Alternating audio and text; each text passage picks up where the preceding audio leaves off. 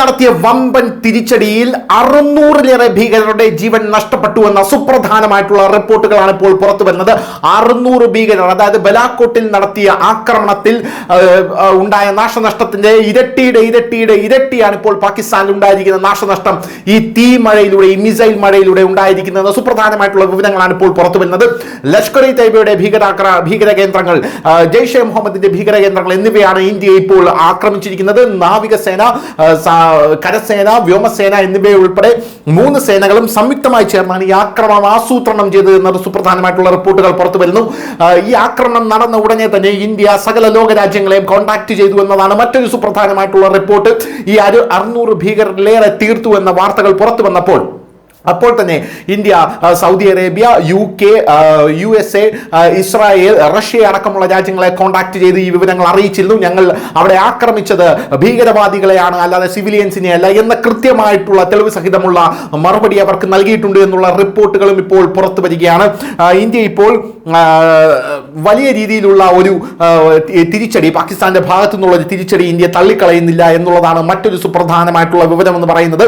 600-ലേറെ ഭീകരരാണ് operation Sindoor വഴി തകർക്കപ്പെട്ടിരിക്കുന്നത്, നശിക്കപ്പെട്ടിരിക്കുന്നത് എന്ന് പറയുമ്പോൾ അതിൽ ജയ്ഷെ മുഹമ്മദിന്റെ താവളങ്ങളുണ്ട്. ലഷ്കർ ഇ തൊയ്ബയുടെ ഭീകരവാദിയായിട്ടുള്ള ഏറ്റവും വലിയ ഇന്ത്യയുടെ നോട്ടപ്പുള്ളിയായിട്ടുള്ള ഹാഫിസ് സയ്യിദിന്റെ മദ്രസയും ഹാഫിസ് സയ്യിദിന്റെ ഹെഡ് ക്വാർട്ടേഴ്സും അടക്കം ഇന്ത്യ തുടച്ചു നീക്കിയിരിക്കുന്നു എന്ന സുപ്രധാനമായിട്ടുള്ള റിപ്പോർട്ടുകൾ നമുക്കിപ്പോൾ ലഭിക്കുന്നു.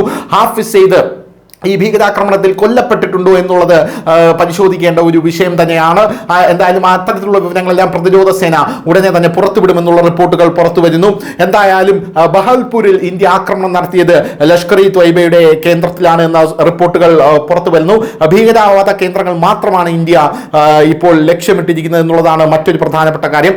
മുറിഡ്കയിൽ ആക്രമണം ലഷ്കർ കേന്ദ്രങ്ങളിലേക്കാണ് നടത്തിയത് എന്നുള്ളതാണ്. മുറിഡ്കെ ഹാഫിസ് സയ്യിദിന്റെ കേന്ദ്രമാണ് എന്നുള്ളതാണ് മറ്റൊരു സുപ്രധാനപ്പെട്ട വിവരം എന്ന് പറയുന്നത്. ഈ ഹാഫിസ് സയ്യിദിന്റെ കേന്ദ്രം തുടച്ചു നീക്കിയിരിക്കുന്നു എന്നുള്ളതാണ് റിപ്പോർട്ടുകൾ സൂചിപ്പിക്കുന്നത്. കനത്ത തിരിച്ചടിയുടെ ദൃശ്യങ്ങളെല്ലാം തന്നെ ഇപ്പോൾ പുറത്തു വന്നു കഴിഞ്ഞു.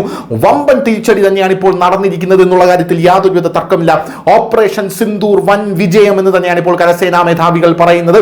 ഇതിനിടയിൽ ജമ്മു കാശ്മീരിൽ നിന്ന് ഇന്ത്യയിലേക്ക് കടക്കാൻ ശ്രമിച്ച F-16 യുദ്ധവിമാനം ഇന്ത്യ വെടിവെച്ചിട്ടു. മറ്റൊരു വിമാനം കൂടി ഇന്ത്യ വെടിവെച്ചിട്ടുണ്ട് എന്നുള്ള ഔദ്യോഗികമല്ലാത്ത റിപ്പോർട്ടുകൾ പുറത്തു വരുന്നു.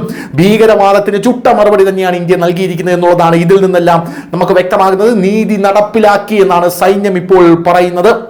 ഇന്ത്യ തുടങ്ങിക്കഴിഞ്ഞു എന്നുള്ളതാണ് വേറൊരു കാര്യം. ആക്രമണം പാകിസ്ഥാൻ സ്ഥിരീകരിച്ചിട്ടുണ്ട് എന്ന റിപ്പോർട്ടുകൾ പുറത്തു വരുന്നു. അമേരിക്ക അടക്കം ഈ വിഷയത്തിൽ വലിയ ആശങ്ക പ്രകടിപ്പിച്ചിട്ടുണ്ട് എന്ന റിപ്പോർട്ടുകൾ പുറത്തു വരുന്നു. ഒരു സ്ത്രീ പാകിസ്ഥാനിൽ കൊല്ലപ്പെട്ടിട്ടുണ്ട് എന്നാണ് പാകിസ്ഥാൻ പറയുന്നത്. ഇത് സിവിലിയൻസിന് നേരെ നടന്ന ആക്രമണമാണെന്ന് പാകിസ്ഥാൻ പറയുമ്പോൾ ഇന്ത്യ തെളിവ് സഹിതം കൃത്യമായി മറ്റുള്ള രാജ്യങ്ങളെല്ലാം ബോധിപ്പിക്കുന്നു എന്നുള്ള സുപ്രധാനമായിട്ടുള്ള വിവരങ്ങളാണ് പുറത്തു വരുന്നത്. പാകിസ്ഥാൻ അക്ഷരാർത്ഥത്തിൽ വിറച്ചു നിൽക്കുകയായിരുന്നു ഈ ആക്രമണം നടന്നപ്പോൾ. News desk Malayalam.